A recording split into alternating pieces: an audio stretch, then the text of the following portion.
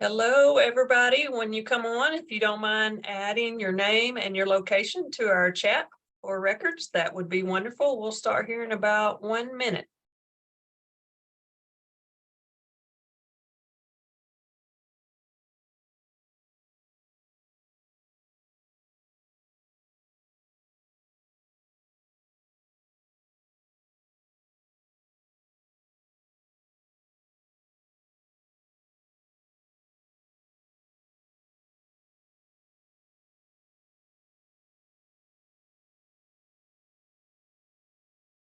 Just a reminder to please add your name and your location to our chat. We're going to get started today. I know most of you are anxiously awaiting for our RFA to be released and wondering what on earth is taking so long. Well, the non-regulatory guidance came out right about the time we were ready to release it. And if you don't know much about that, basically that's the Bible for the 21st century that comes from the US DOE. So we had to pull it back and really look at what they were putting out for public comment. Did it match what we had in the RFA? So we feel comfortable moving forward. We're probably a week or two out. Keep your fingers crossed. It has to go up the chain and back down the chain, but that's the goal. Also, to let you know, I've had a lot of questions about your letter of intent to apply.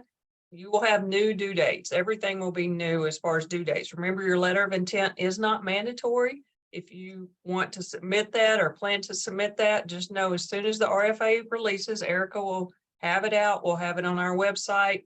There'll be a public announcement from Dr. Mackey, but we appreciate you doing a letter of intent. It's just not required. It helps us get our ducks in a row for our funding and how many peer reviewers we need.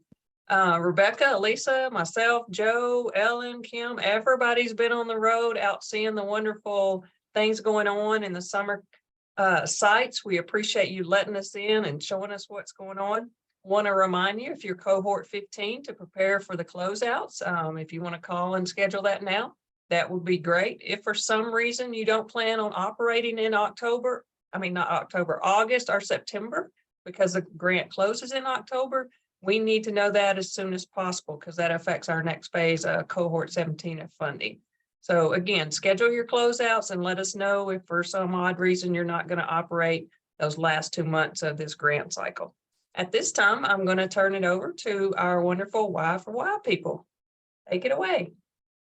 Hey, Annette, thank you so much for having us as always.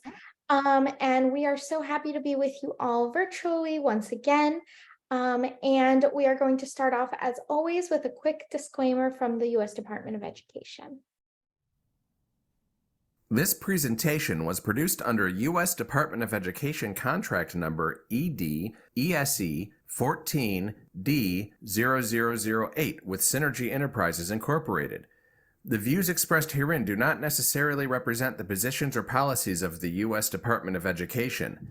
No official endorsement by the U.S. Department of Education of any product, commodity, service, methodology, technique, or enterprise mentioned here is intended or should be inferred.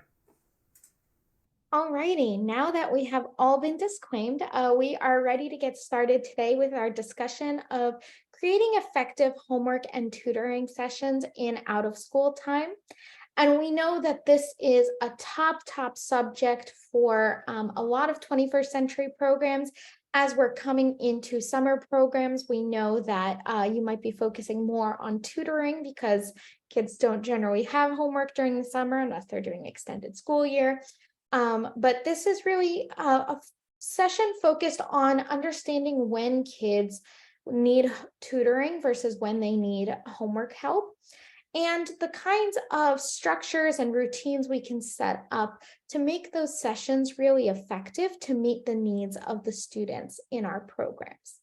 So today in our session, we are going to focus on really meeting those needs and the diverse populations that all of our programs serve. My name is Yana List, and I come from a background as a school day, after school, and summer educator, and I am joined by my colleague, Shanika Peck. Good afternoon, everyone. I'm coming in from an extended day year-long boarding school. So I worked with students during the morning sessions and evening sessions as well. So I have a couple of great strategies that we all can use, but also we will definitely be covering top strategies you can use to help you plan your homework or tutoring sessions or enhance it. So I'm definitely looking forward to everyone's collaboration during this session. Great, Shanika. It's great to be with you as always. Now, we've all used Zoom approximately 1,000 times, but in case you haven't, this is, as always, an interactive session. So please join the chat with that chat box, which some of you have already found. Participate with those reaction buttons. You'll find the reaction bar at the bottom of your screen. For annotations, those will be along the top of your screen under view options. We're also going to have a couple of polls that will pop up on your screen, so do get involved in those. We would love to hear from you. Now our objectives, oopsie, went too far. Our objectives for today are to identify key elements of successful homework help and tutoring sessions, to develop practices and routines to build self-regulation and self-monitoring skills in youth, and to build communication pathways to support academic success. And we want to understand the distinct difference between homework help and tutoring. Now, homework help is really when we think or we're assuming that a student has the comprehension of the content area or the skill, and they are able to work independently. The role of the facilitator when students are just getting homework help is to monitor completion, help kids stay on task, and to encourage strong work habits. So to make sure that students are getting out their resources and checking their work, because we know, especially with math, that's something that can get us in a lot of trouble. The role of the facilitator is to address misunderstandings, to catch minor student errors, but really in homework help, students fundamentally understand the content that they're tackling with their homework. In contrast, tutoring is when students really need additional support. They didn't fully grasp or fully understand the school day instruction, and they need it re-explained in a different way. They might need more practice with it, but it's really about building that fundamental understanding. And what the facilitator can do when giving tutoring sessions is contextualize the information, help connect it to prior knowledge, to explain the content again, and to expand on the content that was learned during the school day. So it's a much more involved and much more tied to building that those individual student skills. And the facilitator may try to vary instructional methods to address to increase student knowledge and address skill gaps. So explaining it in a different way if the first time in school didn't quite make sense to that student, just as an example. But really what we understand is that there's that fundamental difference where in homework help, students are pretty independent. The facilitator is really there to support those study skills, those independent learning skills. And in tutoring, the facilitator will take a much more active role in supporting and developing the academic needs of the student. Now let's look at just, oopsie, no, I went too far. There we go. Let's look at one quick example. So we have a student in an after-school program. This is Sam. Sam raised his hand and said, "Miss Smith, I can't get the right answer to this addition problem."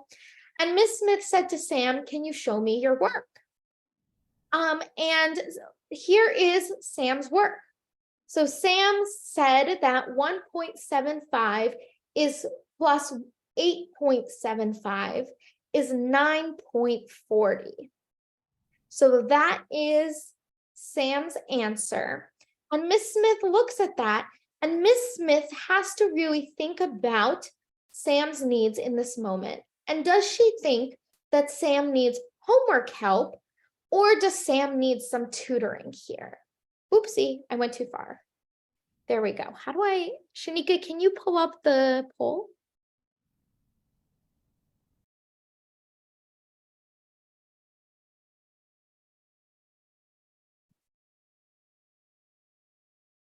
And I don't have control of my mouse, but Oh, I got it. Wait, hold on. I got it.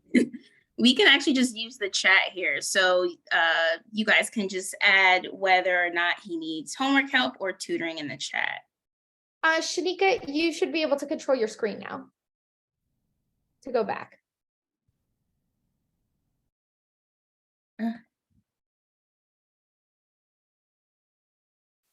Now,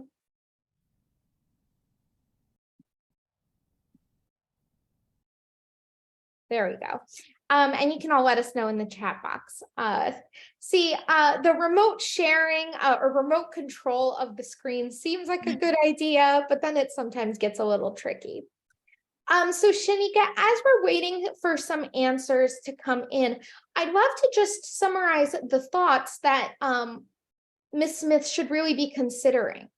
And so the thing that we need to do when we are deciding, does this student just need some homework help or need some additional tutoring, is to really decide, is this a fundamental misunderstanding, or does Sam just, or any student just need a little bit of support in the moment?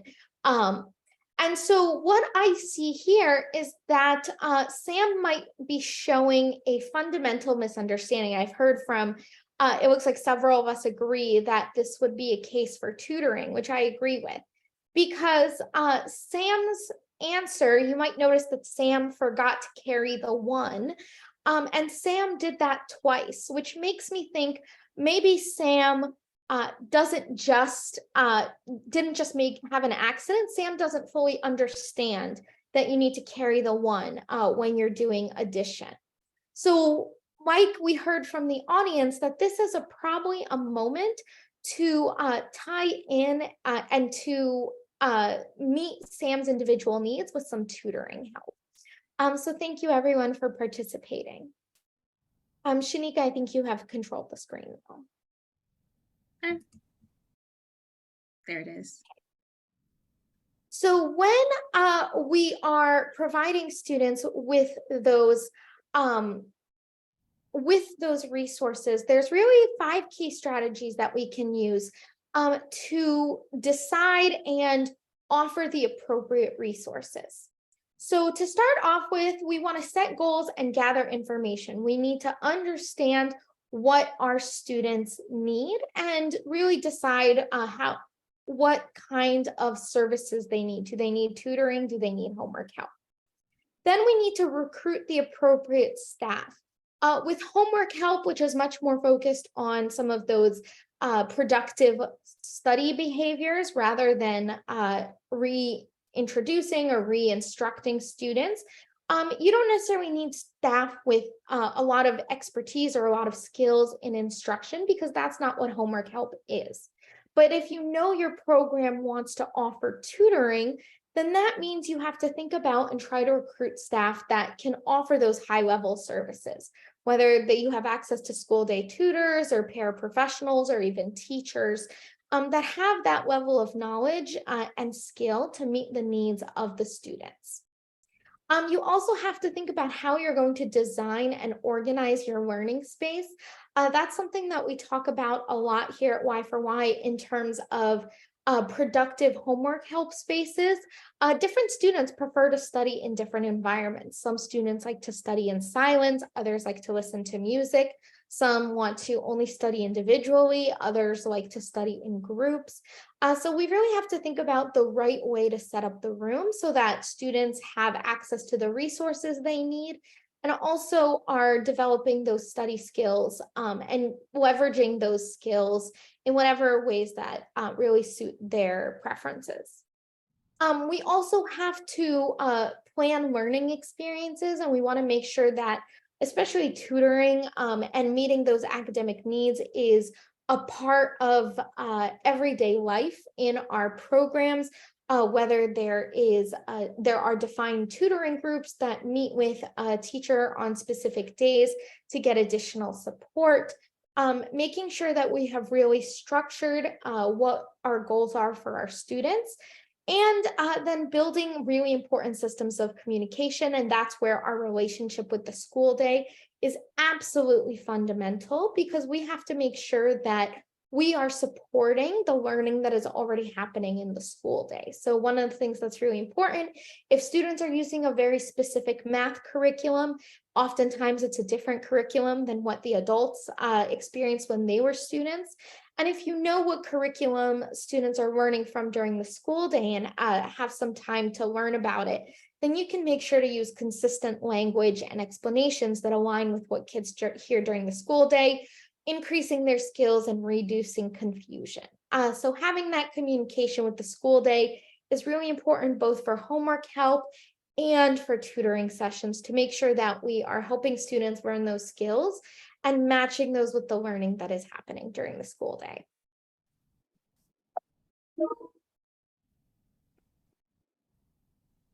Shanika, I don't have control of your screen oh, there we go. So as we are setting goals and gathering information for our students, we start with the proposal. I know there's an exciting RFP coming soon in Alabama, which means that you are going to be looking at what are the goals for the state and crafting your own goals in response to that. I would encourage you, if you don't already, to make sure that you have a goal around either homework help or tutoring or both, because that is one of the fundamental purposes of 21st century programs, is to support those academic needs of students. Some students won't get enough really targeted instruction during the school day because classrooms are large, teachers don't necessarily have time to provide that individual support. And that's where your program can step in and have a role in supporting those academic needs through tutoring. So having a goal in your RFA is going to be really important, that focuses on meeting the needs of students through additional tutoring, and that'll really set you up to be successful in meeting those very specific academic needs as they arise through the school year. We also want to do some data gathering to make sure that we are learning about what students need specifically. That's where that strong school day relationship is so helpful, because a teacher can tell you that this student is still really struggling with carrying the one and could use more support, and maybe have it re-explained to them this afternoon. And that other student didn't necessarily was absent, maybe missed a couple of days of school and missed a whole unit on grammar and needs that support. So that is oftentimes where out of school time programs can step in. And when you understand, when you learn from your school day partners, as well as any data gathering you do in your out of school time environment, that's where you can set the right goals for individual students and implement them effectively. So for example, with that student who is struggling a little bit with math, we gathered some information. We had a little bit of observation. Maybe you also talked to his school day teachers, and you set the goal that within a week or within 2 weeks, however long you decide it will take, that student is going to master that particular skill. And that's really, tutoring is really an environment where we can target the individual needs or needs of small groups of students, be really specific to what will help them improve. So one of the best practices in out of school time is to engage students in their academic journey by helping them set high goals for their education and to establish and maintain routines for engaging in and completing schoolwork through guided homework help and tutoring sessions. So that's an example of text from an RFA. And so this text from an RFA says that we are here to help students along their academic journey, and we're going to do that through homework help and tutoring sessions. That's just an example. So let's go back to our friend Sam, and I'd love for us to just take a moment and think about what are Sam's greatest needs. As Ms. Smith is looking at Sam, looking at this problem that Sam answered, what are Sam's needs? And you can just let us know in the chat box, what does Sam need? Shanika,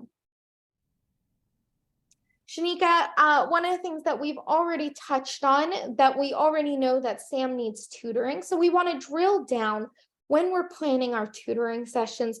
We really want to drill down into a specific skill or skills that we want to teach or we want to practice with students. Again, because tutoring is very targeted to individuals or maybe small groups. So what individual skills does Sam need? I see that Sam is still struggling a little bit with addition. So there needs to be a review potentially of what it means to carry the one. So really multi-digit addition is the area that Sam needs to master. That's just an example. And again, that's a case where we did some data gathering, and data gathering can be formal, like looking at test scores, or it can be informal, like just looking at a student's answer to their problems. It could be surveys to school day teachers. There's a lot of different ways we can gather data, and really you should gather data in a whole mix of different ways. That is very true. So really thinking about what Sam needs will then help us to craft our goals. And our goals is really where we think about the academic, social, and emotional needs of our students, whether they are going to be aligned with the student needs, and how will this program, how does meeting those needs align with our program design as well. So here is an example of a goal that could apply to a group of students, or if you're going to be offering small group tutoring to 20 students in your program, just as an example, here's a potential goal for those students. 60% of students that attend math tutoring sessions will solve word problems at grade level as measured by benchmark testing. Now, this might be familiar as an example of a SMART goal because it's really specific to the student population. It's giving us a reasonable goal. It's telling us how we're going to assess students. It's also telling us what skills students need to develop. We want them to work on word problems.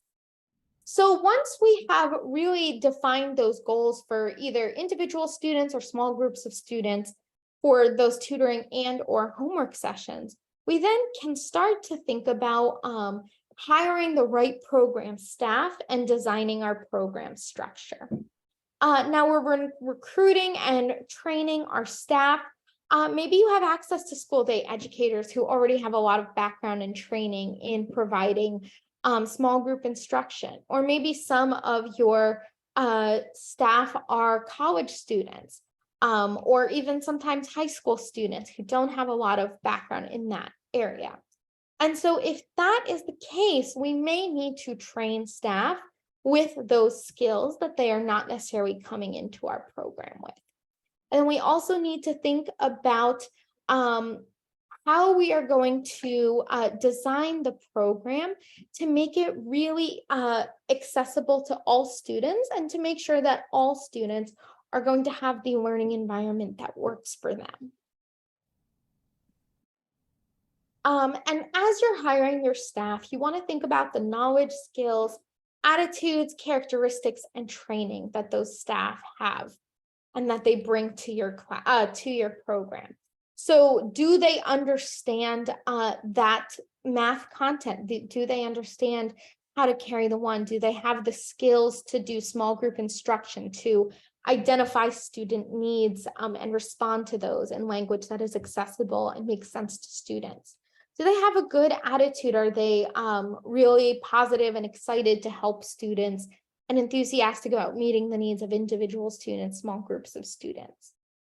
There's also some of those personal characteristics, thinking about whether they are somebody who dispositionally loves working with kids and is patient, because sometimes students can struggle with a topic. We've all reached an area of math or English or history or whatever area that we really struggled with.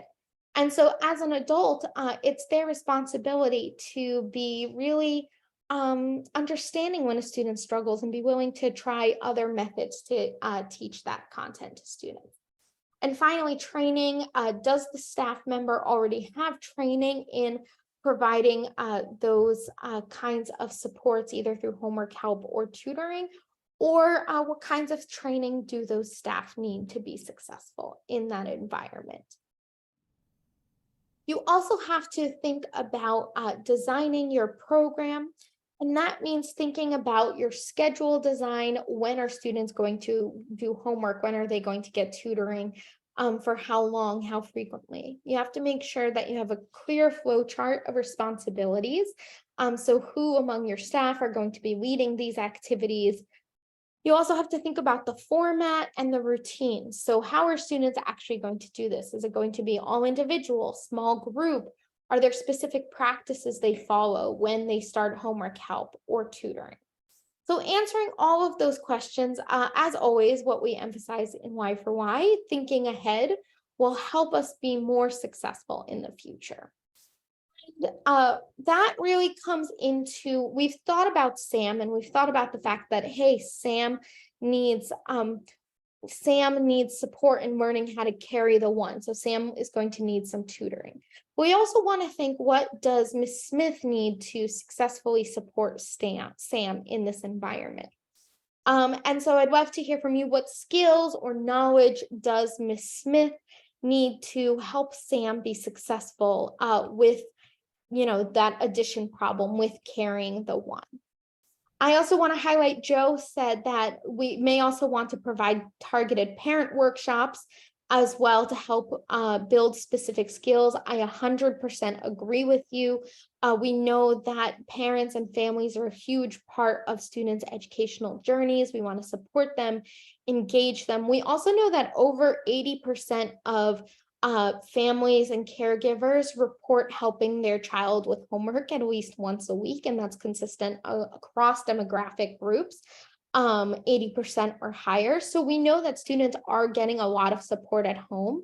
And so we at 21st Century Programs can support that and make sure that families are really effective by teaching some of those skills, teaching the content parents may need to know that might not be familiar to them. I'll also highlight that Ms. Smith is going to need to actually know how to carry the one. She also needs to be able to analyze and understand student mistakes. So that's something that we all did really successfully. That's a skill that she also needs to understand and to catch that problem that Sam is having.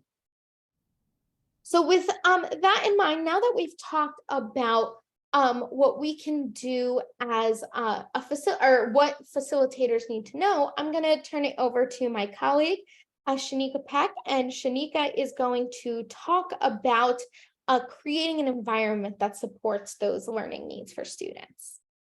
Awesome. Thank you so much, Yana. And just by looking at Sam's mistakes, I think it's really important for us or our staff to understand the difference between needing that one-on-one assistance and providing the opportunity to help students practice certain skills.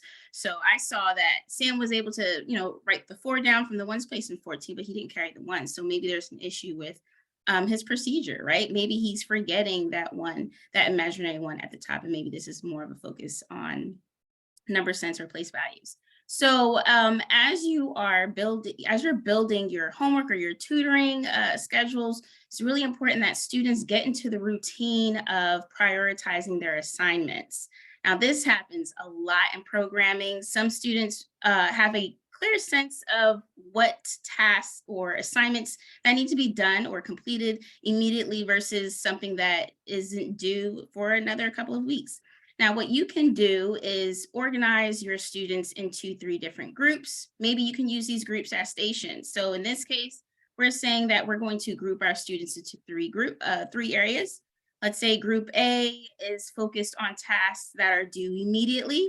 And with these tasks, they will require some adult help. Sorry about that. In group B, you may have students who are working on group assignments that aren't due for another couple of days. So you're also thinking about what materials or what place in your program will help support this group of students who are working on group projects. And then of course we have our last group, which is group C. And group C, this group may be focused on long-term projects that are relatively easy. Maybe students just need the time to work on it independently or with their group. They may be in need of some resources that will help, resources or materials that will help them complete those activities or assignments. So we'll keep these 3 groups in mind. So again, group A, they're working on tasks that are due immediately. They will require some adult help. Group B are working on tasks that are more of a collaborative assignment and it's due in a couple of days. And then group C is really focused on those long-term projects and can be done pretty quick and easy. So here, let's go ahead and implement those different types of routines. So again, group A is, requires adult assistance and they're working on assignments that are due immediately. B, again, we're talking about group work and collaborating together to complete an assignment that's due in a couple of days. And then group C is more focused on those long-term projects. So let's say we have students working with spelling, and I see this happen all the time, especially with my elementary students. They're working on spelling words 3 times each and writing a sentence for each word. And this assignment is due tomorrow. Would they be considered, would you put them in group A, B, or group C? And you can let me know in the chat. You can also share if you have students who are also working on spelling assignments, right? In addition, what I've seen in the past is that some teachers are grouping spelling along with penmanship, right? So they may have to spell out a word, maybe they have to write it in cursive, things like that. I've seen that happen a lot. Thank you, Shannon, for sharing. So group A, right? So this is pretty a quick and easy task almost. If students can work on this independently, but you may have noticed that some students, they can spell the word, but they aren't too sure on how to use that word in a sentence. And this is where an adult is needed to just double check their work or possibly provide some assistance. You may have students who are working on becoming a little bit more independent, and so they need help with certain resources. So maybe you would have students double check their work with a dictionary or a thesaurus, just to make sure that they are, 1, spelling those words correctly, and of course, using that word in a sentence accurately. Let's look at one more example. Science. Students are working in a group science project about the solar system, and this is due next month. Would this be considered group A, group B, or group C?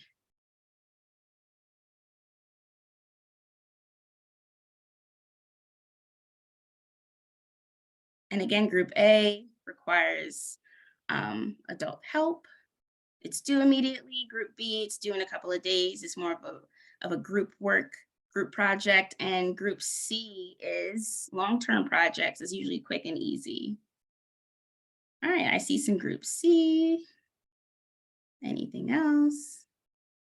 No. So you may consider this as being group C because this could be an easy project for students to complete on their own or independently.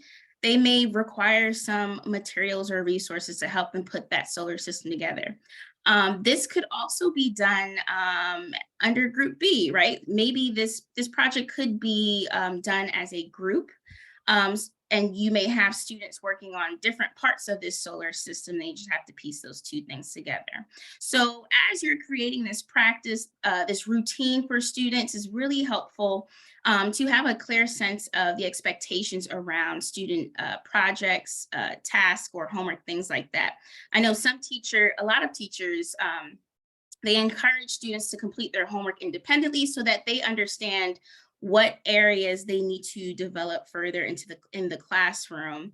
It also helps teachers understand, whether or not students are understanding or how to apply certain skills and concepts on their own, whatever that's, not really connecting in the classroom. They would like to pinpoint that with their homework.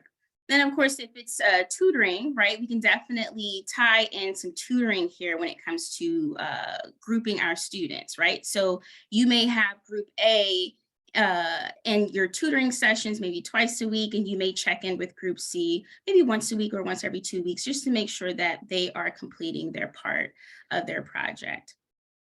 All right, so as I mentioned before, as you're grouping these students into these different routines, you're definitely thinking about how you're supporting these students, like I mentioned before. But another thing that I definitely want to mention here, and of course you all can share what you are doing in your program, is how you are grouping students when they're completing these tasks.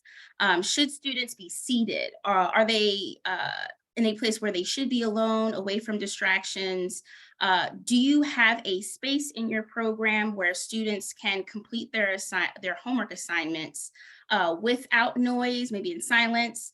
Or do you have a place in your program where students can participate in those group projects, right? That requires a lot of talking. You may be thinking about the noise level in your program too, so that you can support student work and collaboration.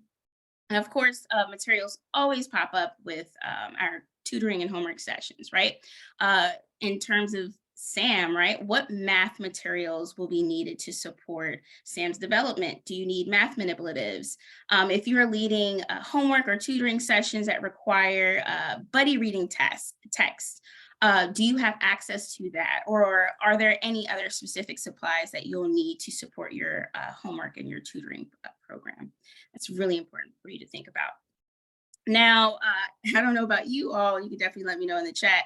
We always have students who are, one, finished with their homework pretty quick, or they're coming into your program with no homework at all. And of course, if you're serving students from multiple classrooms or schools, they won't always have the same kind of homework. So here are just a few suggestions that you can add to your toolbox when it comes to supporting students who don't have homework. And this, of course, is a challenge if you are serving students from various grade levels, but it doesn't have to be challenging if you are planning, right? So you may have these students serve as a peer helper. They may walk around supporting students who are working on tasks such as their spelling assignment. We also have students who are working on brushing up their skills for a test. So maybe this student can help in that sense. You may also have your own program library so that if students are coming into the program with no homework whatsoever, they can at least read a book. From my experience, we always had students read for at least 30 minutes each night. Students can probably start reading in your program and finish up at home with their parent or guardian. You can also have students clean out their backpacks, right? Or help clean the program to a certain degree, right? Students love helping out in the program space. From my experience, they love cleaning shelves and things like that and organizing books. So if you would like to incorporate some kind of program organization system and get students involved, you can do that, or you can have them simply just clean out their backpack to see if they're missing anything. I know I always have a couple of students with missing homework at the bottom of their backpacks, and providing this opportunity for them to clean that out can definitely help with finding that missing homework. You can also have students practice sight words or math facts. So this is where materials will come in again. So you may have flashcards. You could probably have students create their own flashcards as well. You may have those already created sight words, packs of sight words that you can purchase online. You can get it from the dollar store, or you can reach out to teachers and see if they have a second set that you can use in your program or with the group of students that you are tutoring. I've also found great use with these sight words when it comes to playing different types of games. So maybe you would use these sight words as a game of Go Fish, right? Just to help students who are struggling with reading, or you may use it for, you may use a math Go Fish instead and have them solve problems pretty quickly. Students love playing games, right? You may also have station activities. Now, in the past, I've always had I'm done now what stations, and in these stations, you definitely want to incorporate some academic component so that students, they aren't rushing to really just, It may seem like it's a lot of fun. They're just sitting there playing games that aren't really meaningful, but you are actually incorporating some academic content. So they are engaging in these meaningful activities during these stations. Now, the stations could also include some computers or some kind of technology, just to break up the flow of things. Maybe if students are constantly working on a worksheet, kind of switch up the environment or the tools that they're using to practice these academic skills within these stations. And you can also do a brain dump. Now, this can be any kind of activity where students are practicing how to focus or organize themselves. It's also a great place to incorporate journaling. I feel like we move away a lot from just recording our thoughts in a journal, and it would be great to provide students the opportunity to just journal, express themselves, whether it be in a form of a poem or a rap, or just jotting down their thoughts at the end of the day is very helpful. Now, this list isn't all inclusive. It depends on your program. So again, if you have your own ideas of what you like to do with students who come into your program without homework, I think this is a great opportunity for you to go ahead and share that in the chat as well.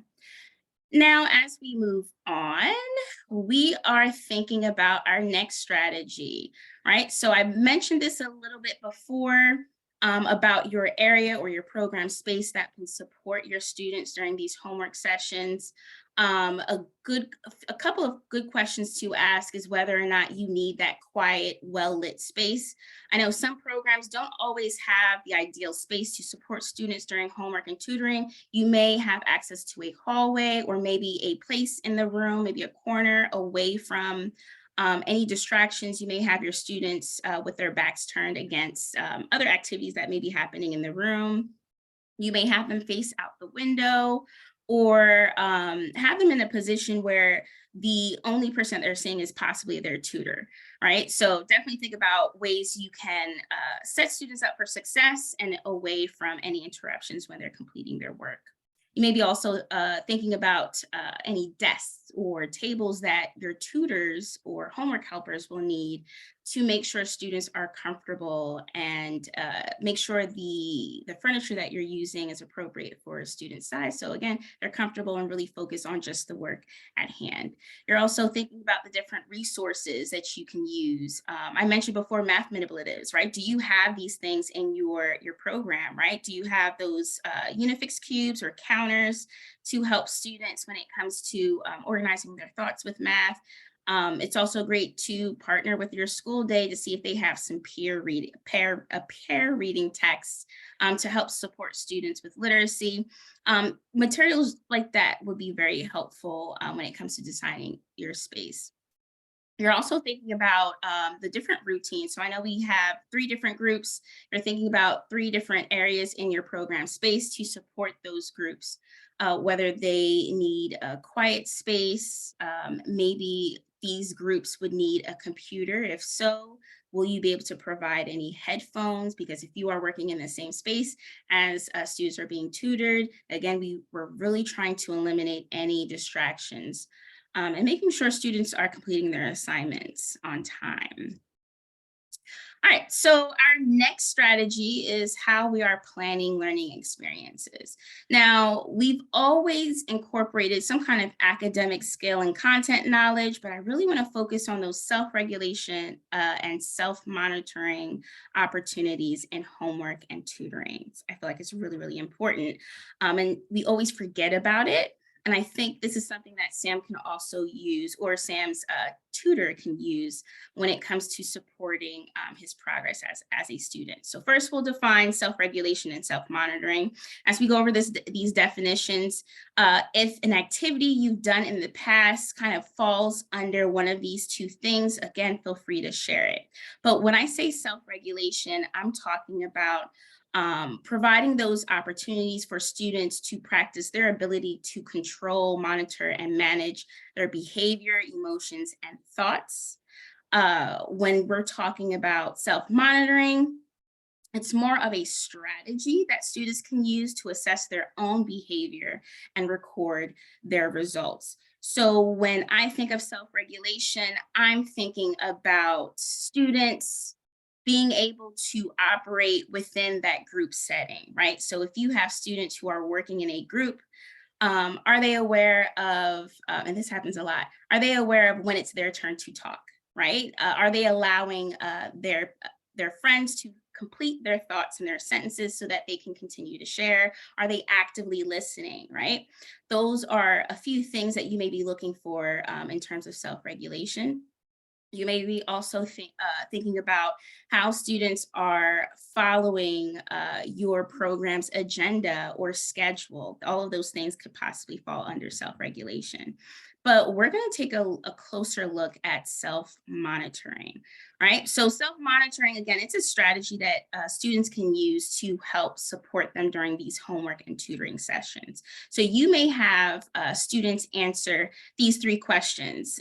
Did I read the instructions? Do I understand the instructions? And do I need help with my assignment? Now, what I like to do is put these 3 questions on a bookmark and make sure students have it in their student agenda books, or maybe it's in a math textbook that they're using, or whatever, wherever their homework may be. This may be placed on a laminated bookmark so that they can go ahead and check off all of these areas. And this actually supports self-regulation as well. But really what you want to do with these questions is really make sure students are placed in a position where they are being supported to be independent thinkers and motivated in their own learning, right? So this is definitely one of the many goals that you may have with your tutoring and your homework sessions. Make sure that they eventually become independent and less reliant on adults to help them answer every single question. So in the case of Sam, it's clear that he could add to a certain extent, but maybe there is something that he just doesn't understand. You also want to help students figure out how they can advocate for their learning. So instead of Sam just saying, hey, I'm not getting something, I need help, this is a great point where Sam can think what exactly he needs help with so that he can communicate that with his tutor or homework helper. So I would love to hear from you all. It will be great for you to share with us 1 or 2 self-monitoring questions that Sam should pause and think about when working on his assignment. So I'll go ahead and give you a couple of seconds to think about it. What's 1 or 2 self-monitoring questions that Sam could use to pause and just think when he's working on his assignment?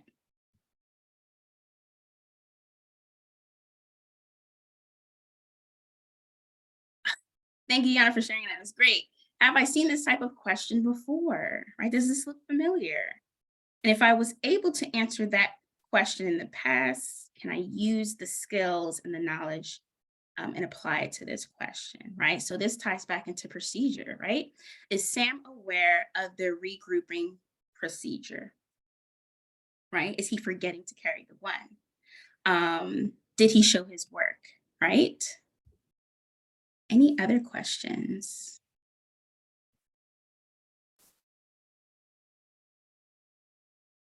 Now, you may also have students come up with their own questions. So like I mentioned before, you may have these questions written out on a bookmark for them to refer back to. You can have students ask you questions. Maybe it isn't a procedure thing. Maybe it's a confidence thing, right? Do I feel confident enough in answering these questions? Definitely a great place for students to really reflect on their own learning. And again, we want them to be self-motivated with their learning and advocate for themselves. All right, so our last strategy, and I believe Joe also kind of mentioned this as well with our family members and creating parent workshops to support them. But with your last strategy, when it comes to supporting homework and tutoring, we definitely want to build those different systems of communication. So we want to make sure we are scheduling those regular meetings with our administrators, school day teachers. Are we reaching out to family members to also support them at home? Are there out of school time staff that also need communication between school day teachers so that they have an idea of how they can support students during programming?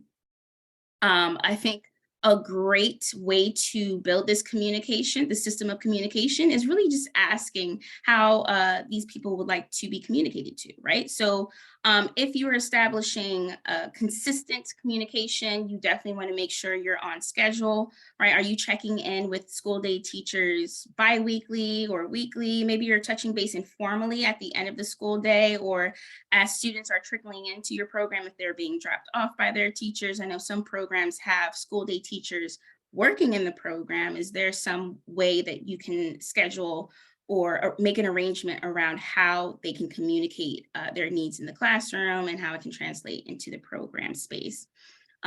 You should also be communicating your program schedule with school day teachers and family and staff, right? We definitely want to make sure everyone's on the same page when it comes to what's happening in our programming, especially with how we are supporting students with tutoring. And of course, if anything changes, that's also helpful to, let all your stakeholders know, right? And as we're reaching out to these individual stakeholders, you may be thinking about using email or maybe social media. I know some parents, they like to use different messaging apps such as WhatsApp to communicate their immediate needs. You may have out of school time staff touching base with family members during pickup or drop off. So it's always great to take another look at your system of how you are communicating.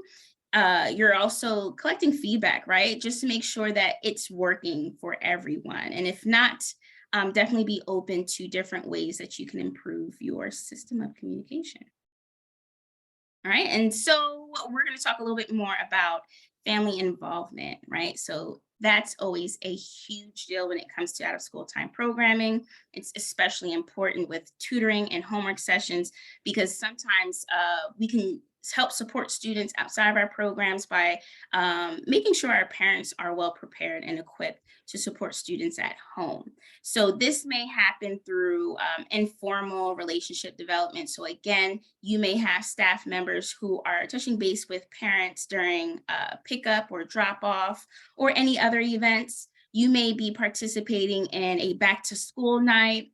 I've done Saturday schools where I would have parents come in. One, they're asking me questions about, student progress, of course, but also I'm sharing a syllabus of what's to come with their tasks or assignments. I also had many little workshop sessions to talk about different strategies that are being used in homework, right?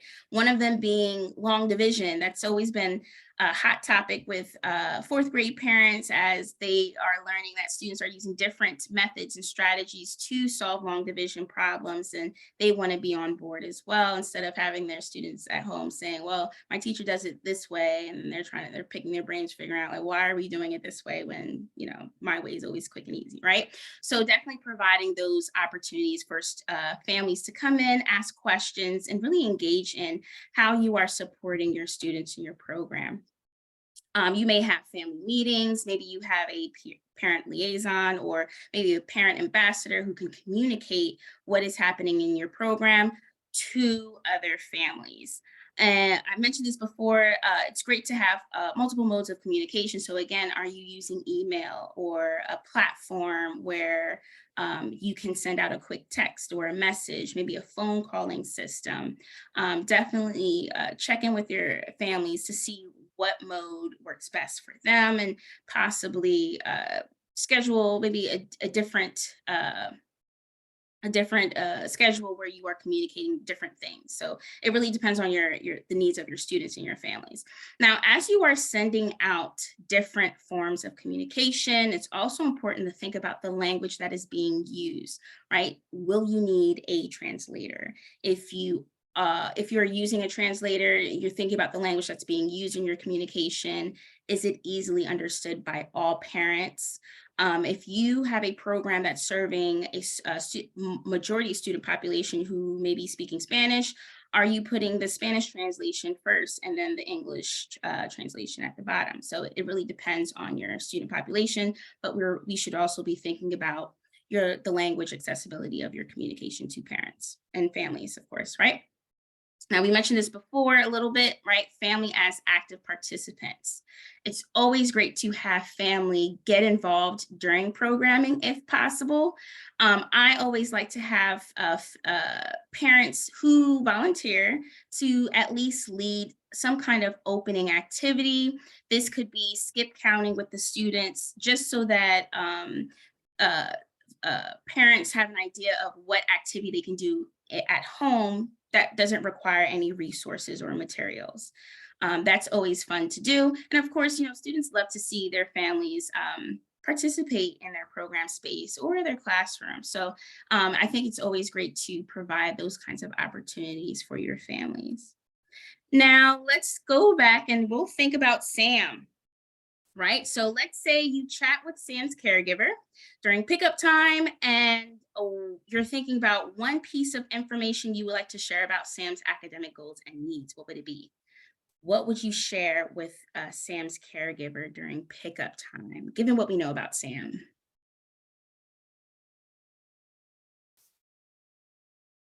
Now, as you're thinking about this, just thinking from my experience, I like to share something positive, very specific about Sam, right? Sam definitely persevered through a challenging math problem. We were working together, and this is what we did. Ooh, thank you, Yana, right? Sam does a great job asking for help. Here's what he asked, and here's how you can support him at home. All right. Thank you, Annette, right? The questions you ask him, right? How are they following up with Sam at home? Are they asking questions, right? Sam, what did you learn new today? Or how was program? Or be a little bit more specific, right? You may prompt Sam to have parents ask Sam, what's one thing that stuck out to him during program today, right? He may or may not talk about tutoring. He may talk about something that is more important to him other than tutoring, right? Just starting that conversation at home is really important. All right, thank you for sharing. All right, so whether you are creating a homework or tutoring session, or you already have it in place and you're just looking for different ways to enhance it, here are a few things that you can keep in mind to build the success of your tutoring and your homework program. The first thing being to really target those individual students. So how are you sure that your program is really meeting those education needs of your students, especially those individual students? Are you meeting those needs? Are there certain gaps that you would like to address? You may be thinking about who you can partner with to address those different academic gaps that your student or students are experiencing. You also want to increase that student self-regulation and self-monitoring opportunities for students to do these things. That's very helpful. Of course, it's helpful with your classroom management as well, so that they aren't always reliant on your feedback with everything, but this also helps them to build some sort of confidence with their own work and really advocate for their learning here. You may be also thinking about developing staff instructional skills. So at Y4Y, we definitely have an after-school toolkit that staff can use right away to address any needs in math, literacy, STEM, I believe social emotional learning. Yeah, if I'm missing anything, definitely let me know. But we have a whole after-school toolkit available on the website. And it includes specific activity ideas for math, history, social studies, at different age groups. So it's very hands-on and it's appropriate for both program leaders and frontline staff. Perfect. Thank you so much. And we definitely have well over 1,000 different tools that you all can refer to support the development of your staff skills. We also definitely, we always encourage engaging with school day educators if they aren't already involved in your program. And of course, share your success stories with other programs. So, moments like today when we have our monthly meetings, this is a great opportunity for you to collaborate and share ideas and what's working for your program. So as we come to an end, actually we're pretty much wrapping up. Thank you, Yana, for sharing the after school toolkit that is in the chat. It would be great for you to share, what are your priorities for implementing better homework and tutoring sessions? You can definitely let us know in the chat. Do you want to focus more on understanding how you can help students achieve academically with your homework and tutoring sessions? You may be thinking about how you can gather more information about student needs. Maybe you're thinking about ways that you can use your program space more efficiently. Maybe you're focused on building those systems of communication with your parents. Maybe you're focused on building positive relationships with your parents or stakeholders. So feel free to let us know in the chat. Yana, thank you. We have a feedback form that we would love for you to fill out for us so that we know what we can do to improve our sessions like today. We're always looking for different ways we can improve what we're doing and best support you all in your programs. Ooh, peer-to-peer learning, right? That's a good one. I believe we have some content around that as well. So as you're thinking about what you would like to establish as your top priority for your homework and tutoring sessions, I also want to mention that we have a Click and Go that includes a ton of resources and more materials, including some podcasts that you can listen to help you structure successful homework time. If you have any questions, we'll stay on for a little bit. You can ask us. And if you are looking for updates, again, you can always text Y4Y Insider to 22828, or you can join the mailing list online.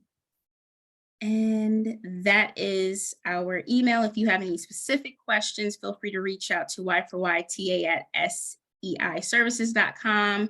We're constantly monitoring our email. So if you send us an email, we will definitely reply within 24 hours. Thank y'all very much. And going out to the sites, one of the things I see is a lot of engagement, homework help with a computer, not a person. And so I'm big into the peer-to-peer or some kind of human engagement group, whatever it may be, with the teacher as opposed to the computer, just to broaden the learning and the thinking with each other. So thank y'all very much. As always, you're wonderful and we appreciate you. I can guarantee you cohort 17 coming on will probably be the first thing we show them is the homework help versus tutoring so that they understand that and how to meet their goals and objectives that come through in the RFA. Again, everybody look for the RFA hopefully to come out in the next 2 weeks and let us know how we can help you. Have a good rest of the day. Bye. Thank you, everyone. Thank you for having us.